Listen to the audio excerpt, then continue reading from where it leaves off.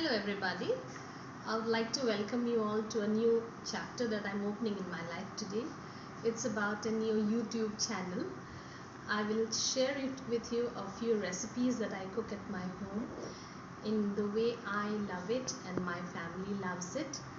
I'm Dr. Papori Barooah and I come from Assam, Guwahati, in the northeastern part of India. And here we have a type of cuisine which is very typically different from many other parts of India. So I would like to introduce the same dishes that the other people cook, and even I also visit the YouTube channels often and then try to imitate the way they cook in their kitchen or try out their recipes with some modification according to the way my family loves it. So welcome to my kitchen, and if you like it, of course do subscribe and share. Thank you. I would like to begin my dishes with one of a particular favorite dish of my son, which is the veg Jalfrezi. I'd just like to introduce you to the ingredients there we use there. Here we have the beans there. The amount of vegetables that you use depends on your likes and dislikes about the vegetables, right? So we also have some green capsicum. We have some carrots, some cubed paneer or cottage cheese, some sliced onions, and some green peas which I've boiled to make it easier. We have some potatoes cubed. We have some ginger pieces, some kasturi methi, and we have some tomato sauce, and here we have some tomato puree, and this is chili sauce there. We also have something like the ginger garlic paste, and of course the salt and the turmeric. So just come over. Normally for cooking these days, because of this new trend, we have the entire house of ours have shifted over to the use of cast iron. We use a cast iron karai, which was the traditional form of using. Earlier we used to always use cast iron. Once the karai is hot, we put around 2 tablespoons of olive oil.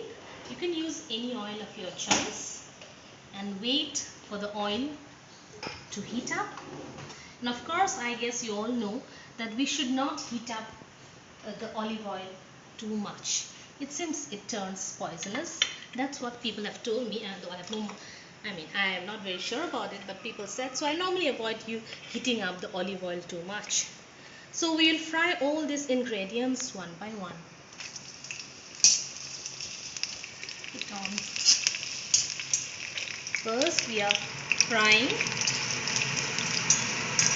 We will fry the beans because we just want to make it or give it the feel of the restaurant. So we just fry it till it's half done.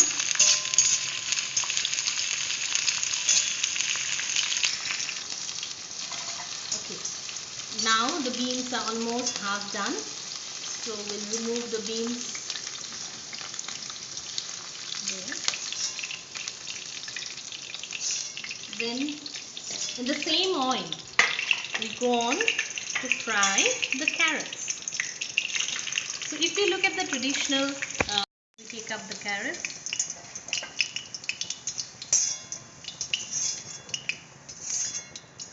So just like I was telling, when we talk about Jalfrezi, the typical shape of the vegetables are long ones that we use, but just as I told you, I've tried to modify it according to our taste here at my home. So now we move on to, we have to be careful here, of course, because of the water. We have the sprinkling of oil into our faces. So here now I'm frying the capsicum. That too we fry halfway, and then we remove it to the fire.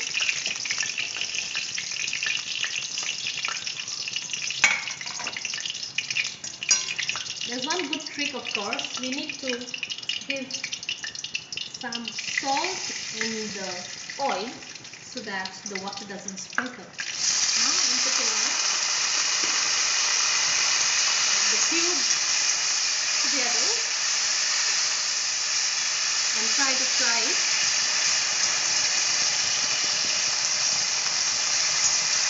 Get it at least semi-cooked or half-cooked.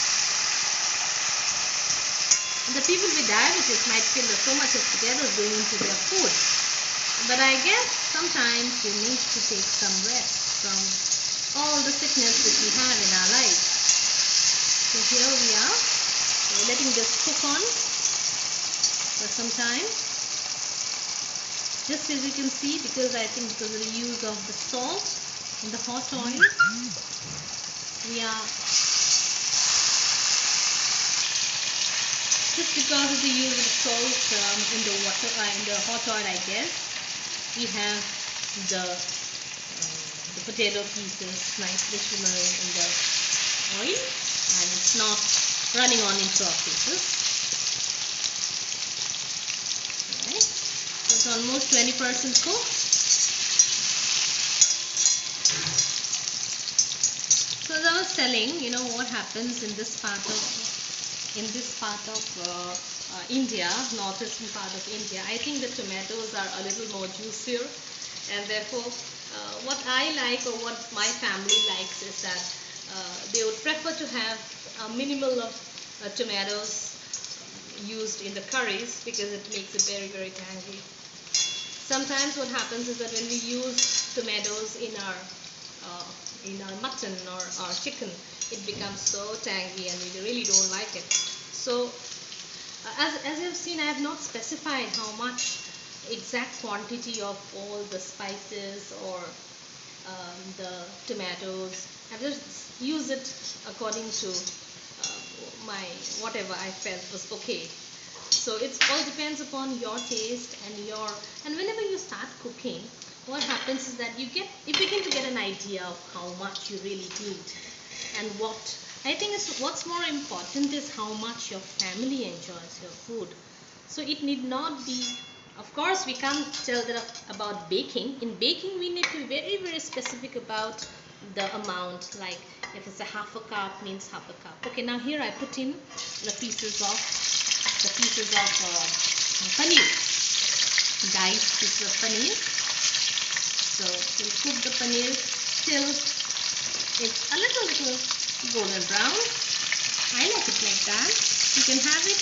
Normally some people avoid frying of the onions, frying of the paneer, but I like it little cooked. And I remember as a child, whenever my mom used to cook it, I'd be there standing near her and watching her fry the pieces of paneer, so that, and she used to as if read my mind and give me a piece to eat. I still haven't forgotten the taste of that paneer. So here the paneer pieces are done.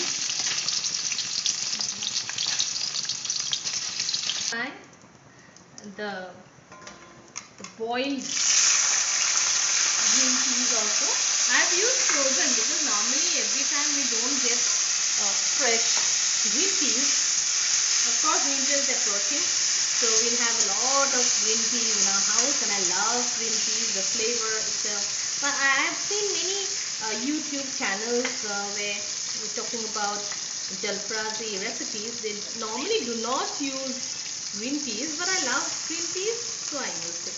So I think cooking is all about how you feel, about how the taste that you love to have in your platter. That's more important. Right? I haven't as yet introduced you to the spices that we'll be using here. We will be using here some green, this is Kashmiri mirch. We have some cumin powder, some coriander powder, and of course some jeera, that is the whole spice that we use here. And of course we'll also be using some garam masala.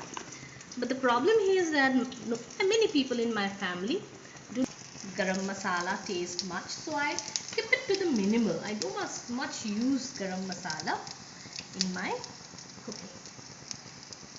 So So here we have, I'm putting in the ginger pieces and some sliced onion pieces.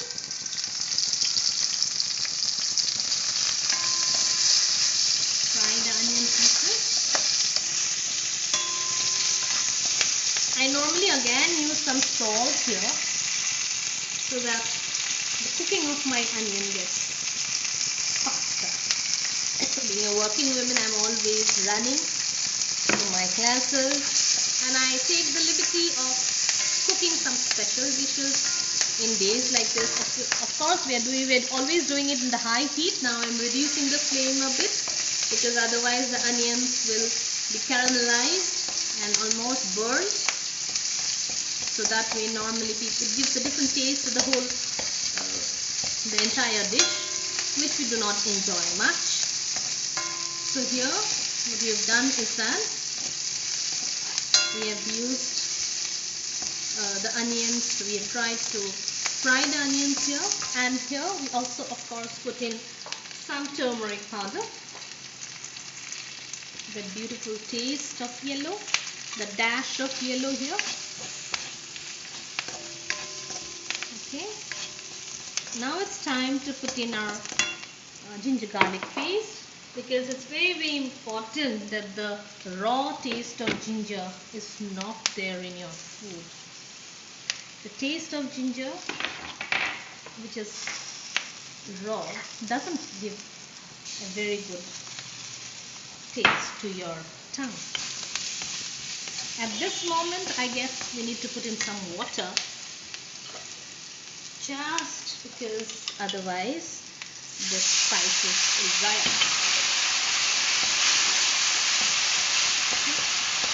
I've used big pieces of onion just to give you the crunchy feeling when you're eating it.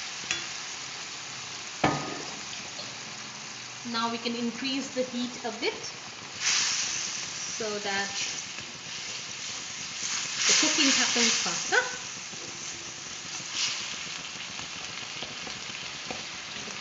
The onion is almost cooked. Little bit crunch is still left. Then we put on the tomato puree. I've given a small bowl of tomato puree. The tomato puree there goes in.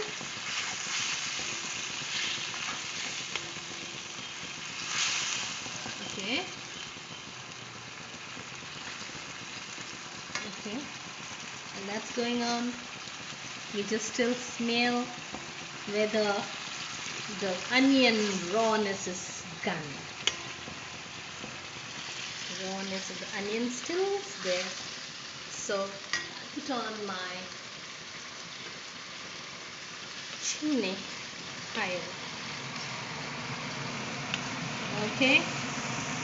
So I guess the smell's gone and my onions have softened. And now I go on to give the other dry spices. See, first I'll give you, let's give in some coriander powder. So 2 teaspoons of coriander powder. Alright, I love my jeera more than my coriander or my dhania. I give jeera more, but I've seen in many of the cooking recipes and all, they give the cumin powder is lesser than the coriander. Well, it depends on your taste. As I said, it's all about what you feel about the dish. This is a splash of Kashmiri red chili. I think that's about it. Right? This is going on. What we can do is now slowly add on our semi-cooked vegetables. We'll begin with the stronger, bolder ones like the beans and the carrots, right? And of course the potatoes. Something we all love. We can't do without, I think, in this part of India. And that's why I've given more of potatoes. Just because I love it. You can always change or vary the amount of vegetables that you're using, and we give it a nice mix of all of it. All the spices are beautifully giving a nice, and look at those beautiful onions, they're glazing. Look at the onions there, they are glazing. See, the onions are glazing away, and then of course we put on the green peas there, and continuously I am doing this on high flame, but we have to take care that the vegetables do not break off. And because we've already fried the vegetables a bit,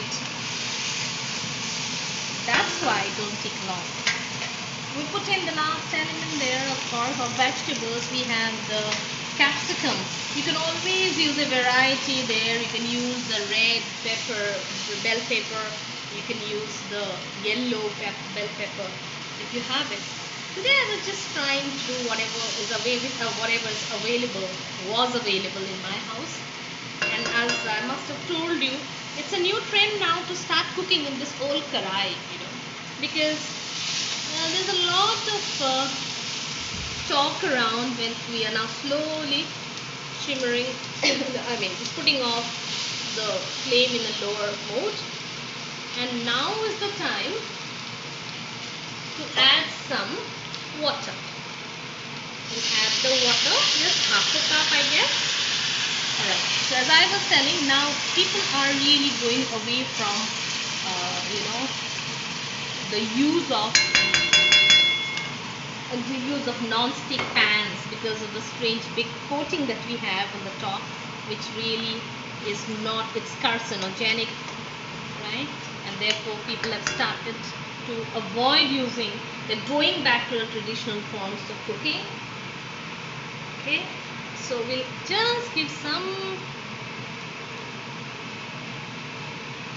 salt so that the salt mixes well with the vegetables, and put it on a simmer, and of course try to get it covered and let it simmer for some while.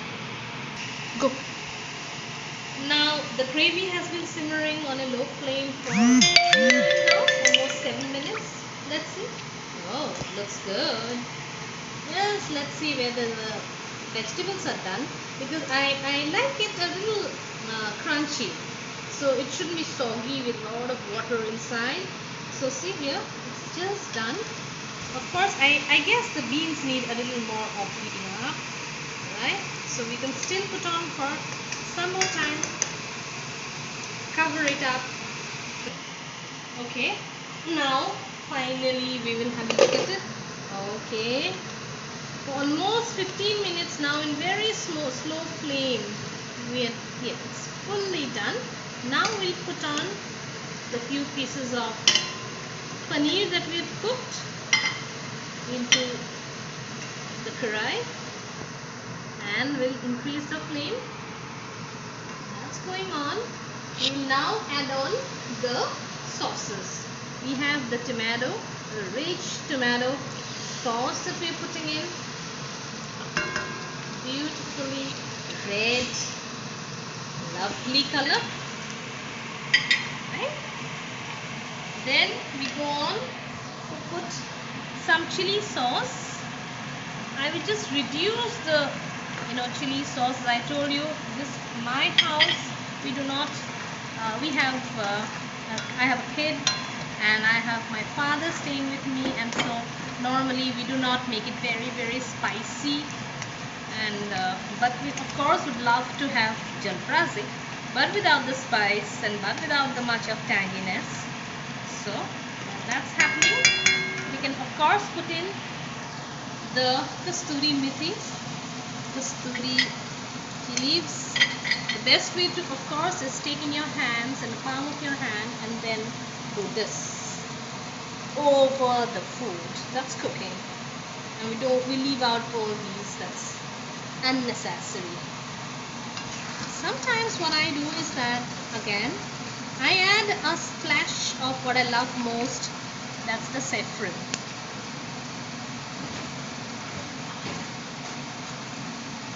Okay, one good way to use saffron in our food.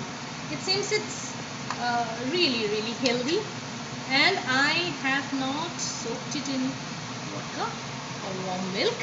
I just used it so that, and I've used it abundantly also.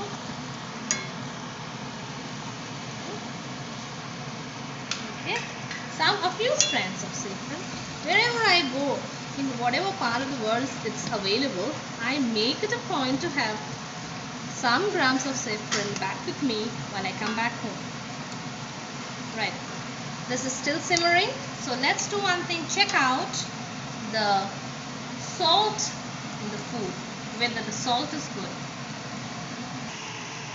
Okay, so just see the consistency is this perfect consistency for the jalfrezi.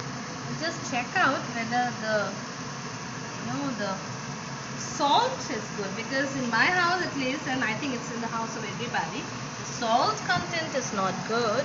Right, just let me see. Check. It's lovely. We don't need any salt. It's perfectly done. Of course, to add the spice there, just because it's something new today, that is, I'm beginning my YouTube channel, so we'll have some. You can use fresh cream, all right, milk top, or you can also have the packet cream, just for the dash of sophistication in the food, right? So this veg jalfrezi is done. Now all that remains is to get it served, and serve with some paranthas. Okay, now it's time to serve it beautifully, and what I focus most is on the presentation. Lovely, spicy jalfrezi served out in a dish, and I think it goes best with paranthas, and of course for me it's plain rice, steamed rice, because the taste, I guess, if you're talking about having it with biryani and stuff like that, the taste is distributed, and it tastes the best with steamed rice and paranthas. Okay.